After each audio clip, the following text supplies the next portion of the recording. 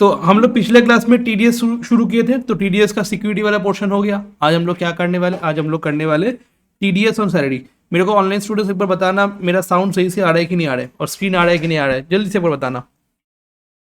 Okay okay, चलो।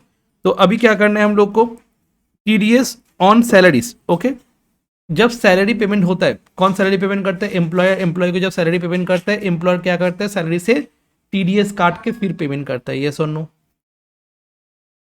तो any person responsible for paying any income chargeable under the salaries, that is employer. कौन काटेगा salary, कौन काटेगा तुम्हारा टीडीएस, कौन काटेगा? Who responsible to deduct tax? Employer. किसे डिडक्ट करेगा बताओ जल्दी से? एम्प्लॉय से। ठीक है, required to deduct tax at source. तो एम्प्लॉयर को क्या करना होगा? Required to deduct tax at source. और कब डिडक्ट करना है बेटा? टैक्स कब डिडक्ट करना है? When tax shall be deducted at the time of payment of such income. जब तुम क्या करने वाले हो, जब तुम मतलब एम्प्लॉयर पेमेंट करने वाला है किसको? एम्प्लॉय को। उस टाइम में क्या करना है? डिडक्ट कर देना टैक्स। रेट ऑफ टीडीएस क्या होता है? Tax shall be deducted. ठीक है, टैक्स शैल बी डिडक्टेड। कैसे डिडक्ट होने वाला tax? Tax shall be deducted at average rate of tax computed on the basis of prescribed rates in force for the financial year in which payment of employee is made. Exemption or relaxation from the provisions, किसको exemption मिलता है? When the recipient applies to the assessing officer in form number 13 and gets certificate authorizing the payer to deduct no tax or tax at a lower rate, तब उसको exemption मिलता है। किसको exemption या फिर रिलैक्सेशन फ्रॉम दिस प्रोविजन किसको मिलने वाला है? अगर रेसिपिएंट मतलब एम्प्लॉय अप्लाई करता है किसको? एसेसिंग ऑफिसर पे अप्लाई करता है। कैसे अप्लाई करेगा, कैसे बताएगा उसको? फॉर्म नंबर 13 के थ्रू। एंड गेट सर्टिफिकेट, उसके बाद उसको क्या मिल जाएगा? सर्टिफिकेट मिल जाएगा। ठीक है, ऑथोराइजिंग द सर्टिफिकेट मिल जाएगा, तो टैक्स डिडक्ट नहीं होगा, या फिर डिडक्ट होगा बट कम लोअर रेट पे टैक्स डिडक्ट होने वाला है। क्लियर? बात समझ में आ गया कि नहीं आ गया? Next one, treatment of other income. As treatment of other income, इसमें क्या है? As per section 192 2B, when an assessee who receives any income chargeable under the salaries has in addition to the income chargeable under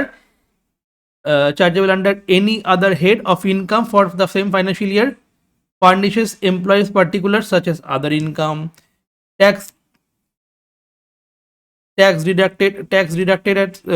deducted on such other income reported employee. The laws were so income chargeable under the other head income for the financial year. He may or may not furnish to the employer the particulars of such other income, tax deducted। ये सब अक्सर ये सब कोई ज़रूरत नहीं है। Treatment of other income वाला, tax deducted higher of the following, ये सब ज़रूरत नहीं है। ठीक है,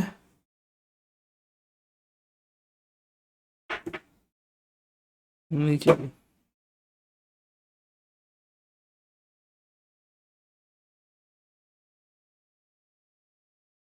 ओके, यहाँ पे थ्योरी आता है, discuss the provision relating to deduction of other salary वाला।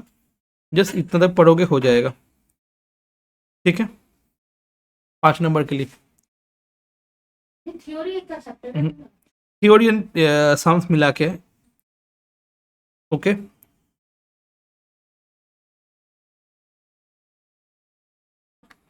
नेक्स्ट वन टीडीएस किसके ऊपर? TDS on winning from lotteries, cross word puzzles and card games etcetera. Who is responsible to deduct tax? Any person responsible for paying any person any other income, any income by way of winning from any lottery, crossword puzzles, card game and other game show. ठीक है, any sort of gambling or betting any nature, अगर वो exceed कर जा रहा है 10,000 aggregating during the financial year. Aggregating during the financial year मतलब क्या हो जाता है? Aggregating during the financial year, इसका मतलब क्या होता है? Aggregating during the financial year मतलब क्या होता है? सपोज इस एकदम सपोज मैं मई में जुआ खेला, उसमें 3,000 रुपये मिला, उसके बाद लगा कि हाँ ठीक है हो गया। उसके बाद अगस्त में फिर से जुआ खेला, 3,000 और मिला, ठीक है। और उसके बाद 7,000 और मिला जनवरी में, ठीक है। 10,000 को क्रॉस नहीं कर रहे। उसके बाद मार्च में और खेला 8,000। अब देखो, तभी तो तुम्हारा 10,000 को एक्सीड नहीं किया। गवर्नमेंट बोलता वो नहीं देखेंगे, सब मिला के 10,000 हुआ कि नहीं, बोलो। बोलेगा हाँ हाँ हो गया 10,000।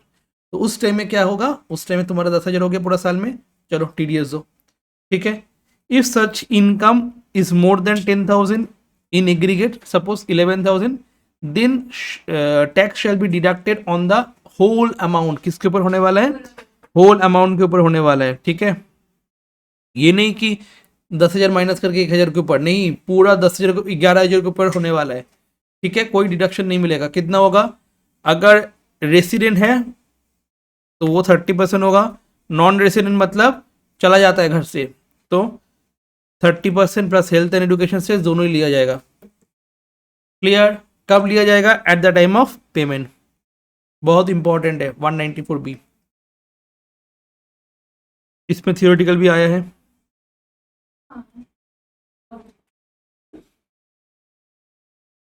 ओके, थियोरेटिकल आया था।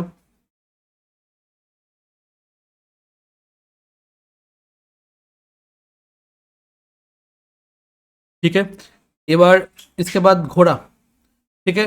घोड़ा मतलब सेम, घोड़ा का भी सेम है, एक्सिड 10,000 कर रहे हैं, 11,000 को फिर 194B में BB में लिया जाएगा, ठीक है। रेट कौन सा होगा? 194B में जो है,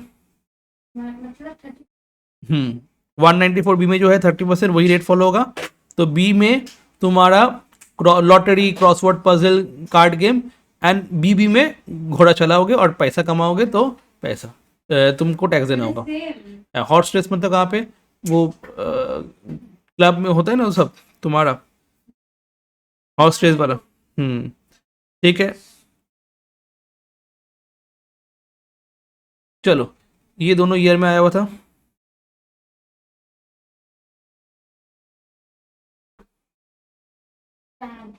हम्म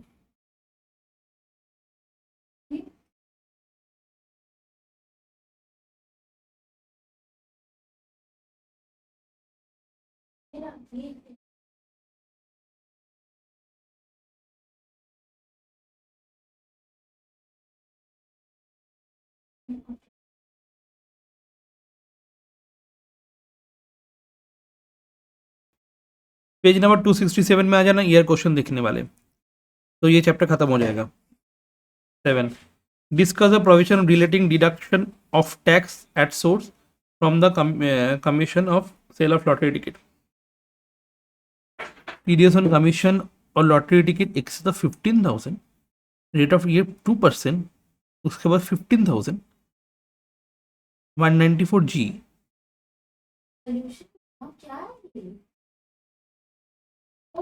ठीक है, ये वाला आंसर मत देखना, जो हम लोग करवाए वहां से देखना। ओके, पेज नंबर वही 267। Okay, 2019 honours. क्या बोला? Mister Praveer Vishwas working in the ITC company, compute the tax to be deducted at source per month ITC limited if he old tax, if he opts old tax regime. तो taxable salary कितना है? 14 lakh. Okay, taxable salary कितना है? 14 लाख। उसके बाद repayment of interest on loan taken for construction of self occupied, deduction मिलने वाला है बिकॉज ओल्ड टैक्स रिजिम में है। उनका ग्रॉस टोटल इनकम कितना हो गया?